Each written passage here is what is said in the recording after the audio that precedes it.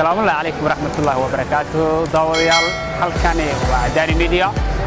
waxaa idin soo gudbinaynaa barnaamij gaar ah oo aan ugu talagalnay inaan uga hadalno faragelinta wadamada dariska ay ku hayaan wadankeena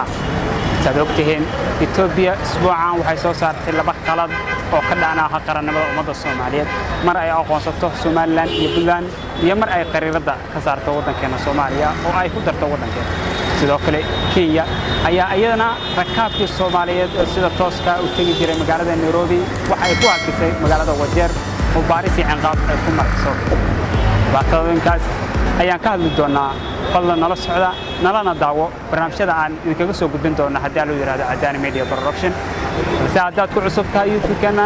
subscribe gambaraalkana furo si ay ku soo gaaraan muuqaaladeena kala duwan ee aan soo galina barteena YouTube-ka Adani Media Production anaga xasdin waa codsi si ay ku soo gaaraan adiguna muuqaalada kala duwan ee aan soo galina barteena YouTube-ka Adani Media Production maxaa yeelay dalku wuxuu u baahan yahay hilo dalkana ka iskale dalkana inaan u dagaalano inaan ka hadalno marxalad taagan meel walba kaliya ma ahan inaan anagu YouTube-ka ku amranayno laakiin barnaamij idinkana tan ay kugu jirta